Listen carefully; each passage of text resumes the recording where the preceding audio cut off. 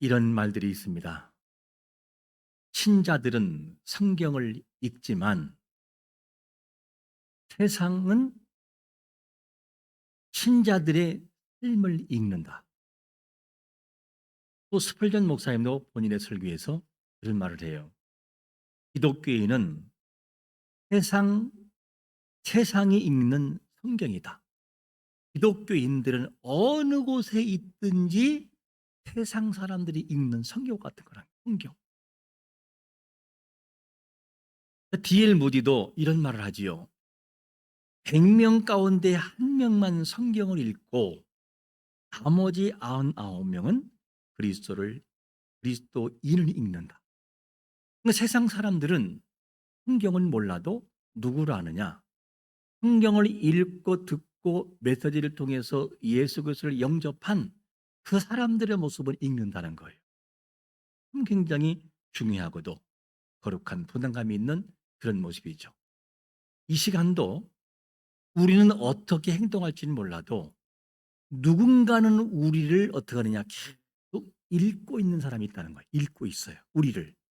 내가 어떤 사람인지 누구인지. 그리고 내가 바른 삶을 살아가면 그로 인해서 주님의 영광 돌리고 그렇지 않은 경우에는 그로 인해 실족할 수 있다. 하는 걸 항상 염두에 두고 살아가야 됩니다. 그래서 많은 사람들은 성경을 직접 읽지는 않아요.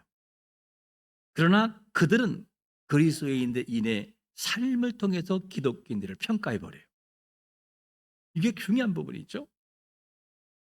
그래서 성도들의 삶 자체가 살아있는 성경이라 이렇게 해도 과언이 아닐 정도죠. 오늘 말씀에도 바울이 자신의 사도권, 자기가 진짜 사도냐, 이 사도권에 대한 변론과 그리고 복음을 통해서 변화된 성도들이 그들이 누구냐 바울에게 있어서 그리고 그리스도에게 누구냐 이 부분을 언급하고 있어요. 먼저 본문을 들어가면서 본문을 잘 이해하기 위해서 뭐가 필요하느냐? 배경사를 알아야 돼요. 뭐든지 배경사를 모르면 복음밖에 모르는 거죠. 오늘 본문의 배경은 어떤 배경이 있습니까?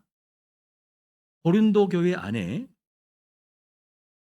이제 고린도를 바울이 세워요.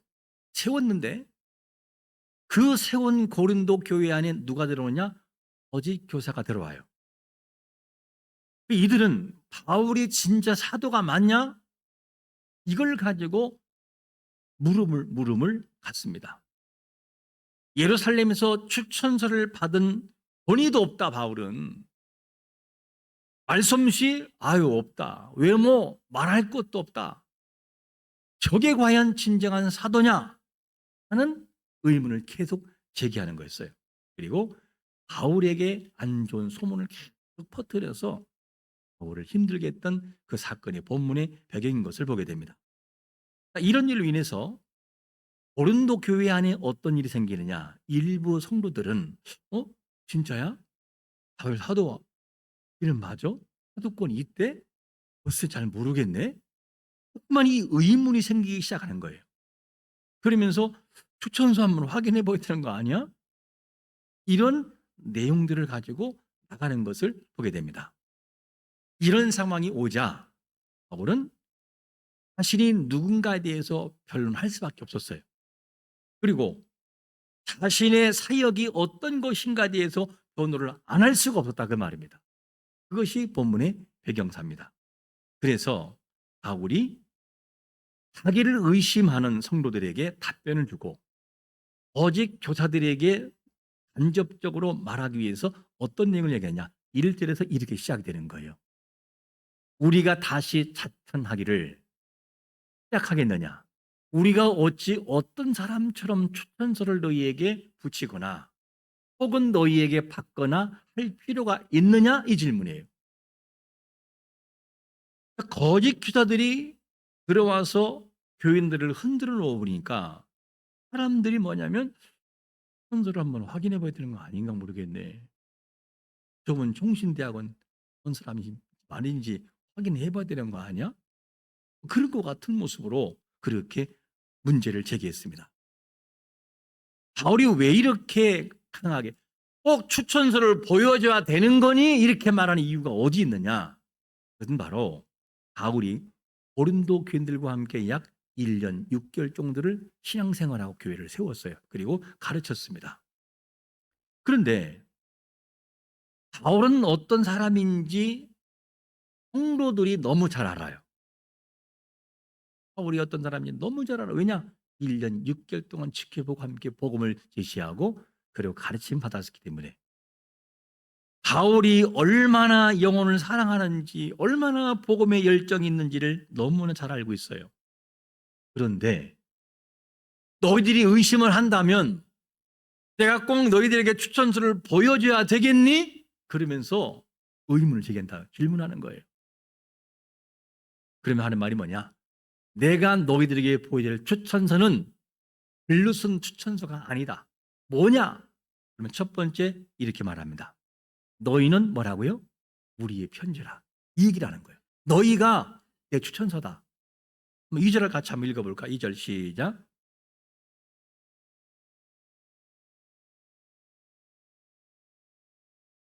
추천서가 있어야 되는 것이 맞는지 이거를 요구하는 고린도 교인들을 향해서 나의 추천서는 뭐냐?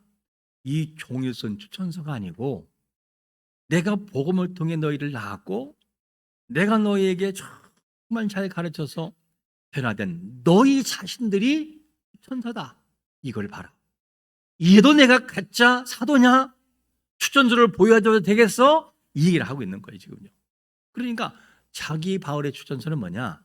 다른 것이 아니고 너희들이 스스로가 이렇게 변화되는 모습을 볼 때 너희들이 나의 추천서야. 너희들이 잘 알잖아. 이 얘기를 하고 있는 것이죠. 자, 요즘에 총신대학원 신학대학원에 들어가려면 추천서가 필요해요. 총신대학원에 들어가려면 반드시 뭐가 필요하느냐? 담임 목사의 추천서가 있어야 돼요. 이거 없으면 못 들어가요. 그럼 제가 그 사람은 아주 못된 사람이 X 다 치잖아요. 아무리 100점 맞아도 못 들어가요. 불합격돼 버려요. 이게 추천서에 바로 추천서. 요즘에는 대학원에 보니까 뭘까지 요구하느냐? 정신, 감정, 의례서까지 받아야 돼요. 한 30만 원 든다고 그래요. 왜냐? 목회자가 정신적으로 올바른지를 보겠다는 거예요. 그것도. 이게 바로 뭐냐? 추천서, 자격증이죠. 회사에 입사하기 위해서는 뭐가 필요하냐? 증명서가 있어야 돼요. 증명서. 고린도 교회 안에도 거짓 교사들 들어와서 하는 말이 뭐냐면 바울의 사도권에 대해서 의문을 던진 거였어요. 이로 인해 성도들이 의심하게 되고 1년 6개월 동안 함께했던 그들이 서서히 마음속에 의심이 생기기 시작했다 그 말이죠. 그래서 바울은 이런 추천서는 안 보내겠다. 내 추천서는 바로 뭐냐? 내가 복음을 통해 너에게 1년 6개월 동안 함께했던 너희 자신들의 추천서야. 나의 추천서야. 그래도 못 믿겠어? 이 얘기를 지금 하고 있는 것이죠. 내가 얼마나 너희를 사랑하고 영혼을 사랑하니 너희들이 잘 알지 않냐. 근데 이제 와서 거짓 교사들과 같이 추천서가 있어야 한다는 이 말을 볼 때 내가 너무나 마음이 아프다. 이 얘기를 하는 거예요. 그래서 바울이 자신의 추천서는 글로 쓰는 것이 아니라 1년 약 6개월 정도의 복음을 통해 너희를 낳았고 너희를 만들었던 너희 자신들이 내 추천서다. 인정할 수 있어? 이 얘기를 하는 거예요. 그래서 그 내 추천서 내 마음속에 오랫동안 너를 봐왔고 했던 그 마음이 내 마음속에 있다. 너희가 내 즉 증거하는 추천서라고. 보통 경우는 외적인 글을 통해서 추천서를 보내야 돼요. 그런데 바울은 그렇게 말하잖아요. 복음을 통해 너희들이 변하지 않느냐. 열매를 보아라. 거룩한 그 열매를 보아라. 그러면서 추천서는 뭐냐? 너희 자신이다. 그게 산증인 너희들이 바로 내 추천서다. 믿으라는 거죠. 여러분, 우리의 가정에서 자녀의 편지가 아름답게 써지는 역사가 있으시기를 축원합니다. 그리고 우리의 전하는 복음의 아름다운 삶의 편지가 정착이 되고 그렇게 자라가야 돼요. 바울은 자신들이 마음에 쓴 편지가 고린도 교회의 교인들을 변화시킨 모습인데 이를 사람들이 읽고 있다. 읽고 있다는 거예요. 내가 복음을 통해 너희를 낳았다? 변화됐지. 삶의 변화가 있었어. 증거야. 근데 이것만이 아니고 사람 너희들을 읽고 있어. 읽고 있다는 이 말을 제가 저번 주인가는 연합회 한번 행사가 있어서 기도를 하려고 이제 대기실에서 기다리고 있는데 바로 쟁쟁한 분들이 왔어요. 테이블에 이름과 다 있고 그래서 목회자를 할지라도 서먹서먹한 게 있잖아요. 처음 보는 사람 앞에서는 서먹서먹해요. 그럼 속에서는 싸움이 있잖아요. 말을 걸어야 되나 말이나 아우 불편해 빨리 나가면 좋겠다. 별 생각 다 들잖아요.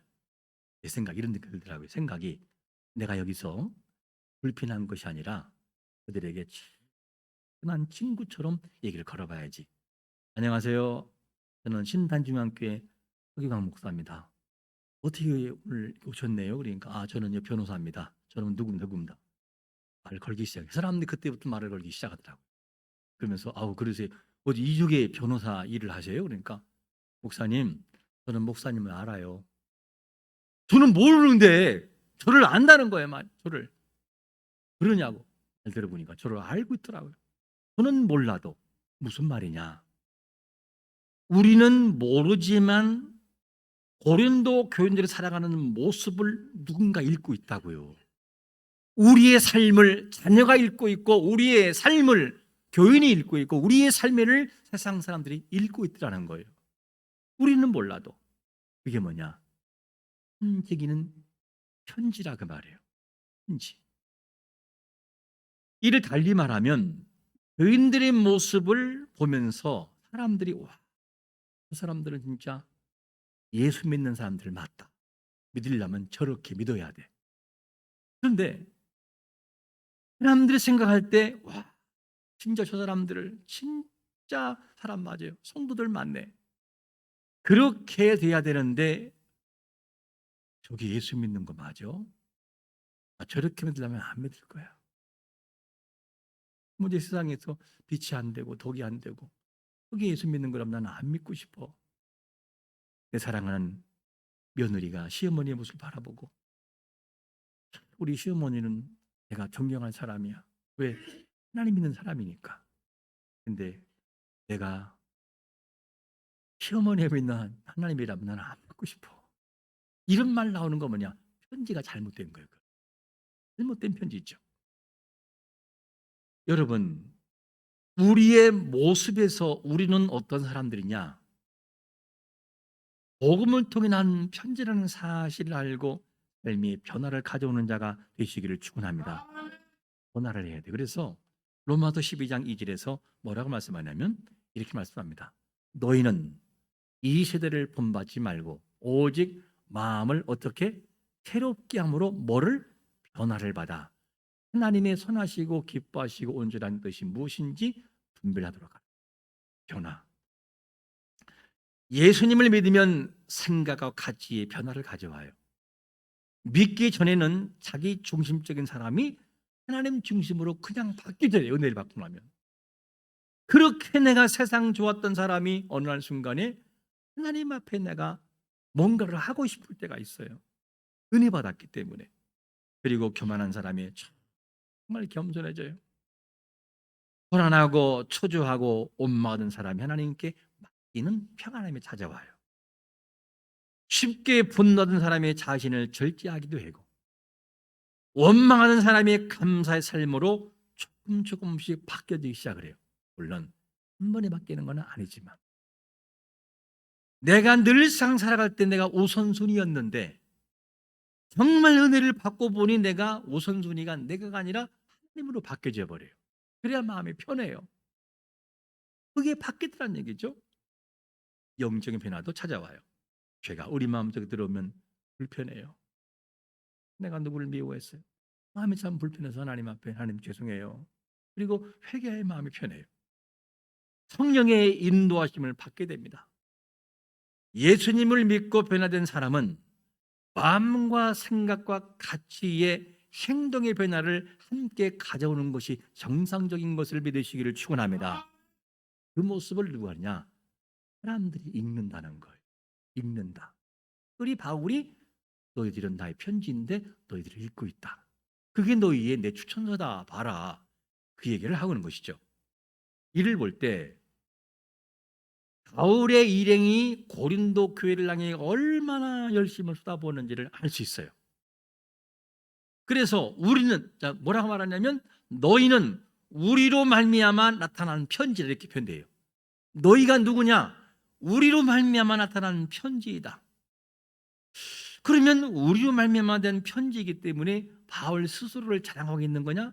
그게 아니에요. 추천서를 얘기하니까 너희들이 나의 추천서야. 증거를 볼래? 너희들이 증명하자. 이 얘기를 하면서 뒤늦게 이 나의 우리의 뭐로 말미암아 나타난 편지라고 하는 것이 진짜 편지의 주인이 누군지가 바뀌어 버려요. 바뀌는데 뭐라고 바뀌느냐? 그 편지가 저자가 누구라고 하느냐? 두 번째 이렇게 말합니다. 너희는 누구라고요? 그리스도의 편지로 바뀌어 버려요. 한번 3절 말씀은 같이 한번 읽어볼까요? 시작. 너희는 우리로 말미암아 나타난 그리스도의 편지니 이는 목으로 쓴 것이 아니요 오직 살아계신 하나님의 영으로 쓴 것이며 또 돌판에 쓴 것이 아니요 오직 육의 마음판에 쓴 것이라.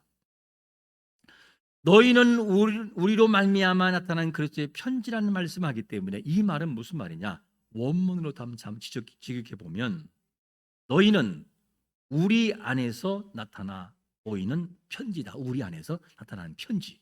왜? 복음을 통해 만들었는데 그렇게 변하는 걸 볼 때 편지라는 거예요. 근데 고린도 교회 중에는 교인들이 존재하는 것은 바울의 사역을 통해 나타난 열매가 나타나는 거죠. 증거죠. 언론 보기에는 바울이 자랑하고 내가 복음을 전하는 것처럼 보였다라고 하는 것처럼 보이지만 그게 아니라고요. 그래서 우리로 말미암아 나타난 편지 너희는 누구냐? 그리스도의 편지야. 이렇게 표현돼요. 마지막에는. 이 말은 무슨 말이냐? 우리는 그리스도의 편지를 증거함으로 너희를 낳았다. 근데 이 그리스도의 편지의 저자가 누구냐? 바로 주님이시야. 이 말은 무슨 말이냐? 우리는 복음을 증거했지만 정말 너희를 편하신 것이 누구냐? 예수 그리스도 그분이시다. 그 얘기를 하는 거예요. 고린도 교회 성도들은 그리스도께서 직접 쓰신 편지라는 거예요. 직접 쓰신 편지. 이 말을 다른 말 한다면 무슨 말이냐? 그리스도의 능력과 성령의 역사로 고린도 교인들을 변화시켰다. 그리스도의 복음의 능력이 너희들에게 전달됐지만 우리는 신분꾼이고 그 저자의 진짜 능력이 너희들의 마음을 변화시켜서 이렇게 성도가 된 거야. 그리스도의 편지로 바뀌어버려요. 고린도 교인들은 성령의 능력으로 변화된 성도들의 삶이고 그 삶이 세상에 그리스도를 보여주는 메시지라는 거예요. 이 말을 보면 굉장히 거룩한 부담감 우리에게 있어요. 우리가 누구입니까? 우리가 하나님 앞에 그냥 나 교회 나왔어 이게 아니라는 거예요. 그게 아니고 우리가 하나님 앞에 나오고 그게 예배에 당연됐든지 주님의 거룩한 이름을 고백하는 것이 됐든지 그거는 어떤 것이냐? 우리를 자녀 삼기 위해 예수 그리스도께서 십자가에 못 박혀 죽으셨던 사건이 베이스로 깔려 있고 성령 하나님의 감동하심을 통해 예수님이 믿어지고 하나님이 아버지로 믿어지는 역사가 누가 한 것이냐? 그리스도께서 하신 것이다. 이 사건을 통해 너희는 나의 편지야. 그리스도 통해 변화받은 사람들이라는 거예요. 그 얘기를 하고 있어요. 우리는 그리스도의 십자가의 은혜를 나타나는 증거이고 성령 하나님을 통해서 변화받아 지금도 살아가고 있는 그리스도의 살아있는 편지들인 것을 믿으시기를 축원합니다. 누군가는 우리를 읽고 있다는 거예요. 내가 어딜 가든지 나를 읽고 있어. 누가? 세상 사람도 읽고 있고 가정에서 우리를 읽고 있고 구역에서 읽고 있다. 교회에서 읽고 있고 읽는다는 거예요. 어떻게? 성경은 안 읽어도 그 사람의 모습을 통해 하나님의 사람인가를 읽고 있다는 거예요. 이 얘기를 하고 있어요. 그러니까 세상 사람들은 그리스도의 편지를 어떻게 하느냐? 읽고 있어요. 계속 읽고 있어요. 그러니까 사회적으로 조금 어려운 문제가 생기면 어떤 문제가 되는 거죠? 그냥 비판이 오잖아요. 그게 뭐냐? 읽었기 때문에. 어떻게? 그리스도의 편지인 우리를 읽었기 때문에. 여러분, 선한 모습으로 읽히기를 축원합니다. 그리스도가 우리에게 주신 은혜를 기억하면서 선하게 읽혀져야 돼요. 성경을 통해 하나님을 아는 것이 아니라 그리스도의 편지인 우리 살아있는 편지를 통해 그리스도를 알아가고 그리고 우리를 평가한다 그 말이죠. 그러면 우리가 그리스도를 믿었어요? 그러면 예수 믿는 순간 180도가 바뀌어서 모든 사람이 막 감탄하나요? 왜 아니에요? 때로는 미혹도 있고 또 넘어지기도 하고 은혜를 받았지만 또 아닌 것 같기도 하고 그런 과정을 통해 계속 반복해서 하나님의 사람으로 성화되어져 가요. 그런데 중요한 것이 뭐냐면 그 진가, 진정 예수 그리스도와 연결되어 있으면 진가는 나타난다는 거예요. 반드시 진가가 나타나요. 그 진가 예를 들면 이런 거죠. 앞에 사진 있는데 이 사진은 중국의 모소대나무예요. 모소대나무. 그렇게 대나무가 있는데 저것이 이렇게 싹이 올라와요. 그러면 그 모소대나무의 씨앗을 심고 나면은 어떤 일이 있느냐? 오랫동안 변화가 없어. 답답해요. 아니 여러분 열무 씨 심으면 며칠이면 나요? 3, 4일. 그렇죠. 해본 사람 하나 알아요. 3, 4일 올라면 얼마나 이쁜지 몰라. 그 먹기가 아까울 정도로. 3, 4일이면 올라오거든요. 아무리 길어도 일주일이면 다 올라와요. 일반 밤, 고구마 뭐 이런 거 다 심을 때 1년이 되면 다 들어와요. 다 싹이 나요. 그런데 이 모소대나무는 씨앗을 심으면 1년이 지나도 안 보이고 2년이 지나도 안 보이고 3년이 지나도 안 보이고 4년이 지나도 어떤 거는 5년이 돼서야 나오는 게 있어요. 뭐 하고 있냐 대체. 아니 씨를 심었으면 나와야 주인이 기뻐할 거 아니겠어요. 네, 올라오지 않아요. 그럼 놀고 먹고 있는 거냐? 아니에요. 모소대나무는 딱 씨를 심는 순간 어디부터 나오냐? 위가 아니고 어디부터? 뿌리로부터 뻗어나가요. 뿌리를 쫙 뻗어나가서 기초를 쌓아요. 물어도 뭐가 병충해가 와도 모든 뿌리를 쫙 뻗어나가면서 서로가 얽히는 가운데 단단한 힘을 유지하고 그게 뭐냐? 3년이 2, 3년이 걸리는 거예요. 왜? 올라오기 위해서. 그 준비하고 난 다음에 어떠냐? 다음에 사진 보면 이렇게 바뀌어져요. 그냥 몇 개월 만에 쫙 뻗어나가는 거예요. 왜? 준비를 했기 때문에. 자, 우리가 그리스도와 연합되어 있기만 하면 반드시 변화를 가져오는 것을 믿으시기를 축원합니다. 변화를 가져와요. 우리는 누구인가 하는 질문 다시 한번 던집니다. 우리의 행복과 구원을 위해 예수 그리스도의 십자가의 고난이 팔려서 이미 뿌리가 있다고요. 그분의 고난이 지불되어 있어요. 그리고 이를 지켜보는 하나님의 아버지의 마음이 아픔이 있었어요. 당신의 아들을 십자가에 못 박을 때까지 참고 있다는 그 아픔. 이를 되게 하시는 성령의 운행하심이 계속 있었어요. 그러므로 우리가 뭐냐? 예수님을 고백하고 성령님을 고백하고 하나님 아버지 삼위 하나님을 고백하는 것이 뭐냐? 우리의 살아있는 한 편지고 그리스도의 편지예요. 여러분, 한 영혼이 주님 앞에 나와 예배하는 것은 우연이 아니고 삼위 하나님의 그 지불과 고통이 이미 있었기 때문에 우리가 예수님을 고백하며 나아가는 근거인 걸 믿으시기를 축원합니다. 이게 우리의 모습이라는 거예요. 그러니까 그 사람의 믿음이 있든 없든지 한 영혼인 주 앞에 나온 것은 대단하다. 나는 이만큼 자랐지만 저 영혼도 분명히 자랄 거야. 모스테나무처럼 주님께서 지금도 작업을 하고 있어. 믿어줘야지.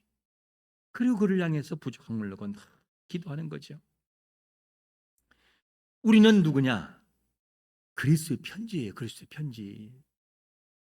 우리가 믿음으로 구원받았다는 말을 하면서도 아직도 그리스도의 편지 역할을 하지 못하고 있다면 우리를 위해 뿌려놓으신 그리스도의 피의 흔적이 우리에겐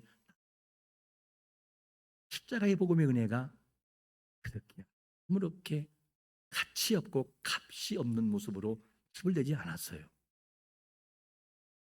그러므로 그리스도의 피가 우리의 가치 속에 그대로 적용돼서 그리스도의 편지 역할을 감당하는 자가 되시기를 축원합니다. 우리는 누구냐? 그리스도의 편지다. 한번 옆 사람과 인사하겠습니다. 당신은 그리스도의 편지입니다. 할렐루야. 그 편지가 읽혀지고 있다. 누군가에게 읽혀지고 있다. 나는 몰라도 내 가정에서 그리고 사회에서 직장에서 읽혀지고 있다. 그러므로 그리스도와 연합을 통해서 그 읽는 자로 하여금 그리스도의 그 은혜가 제대로 읽혀져서 그리스도의 편지다운 역할을 감당하여 오늘도 누군가가 한 영혼이 감동받아 우리 만남 역사가 있는 역사에 되시기를 예수 그리스도의 이름으로 축원합니다.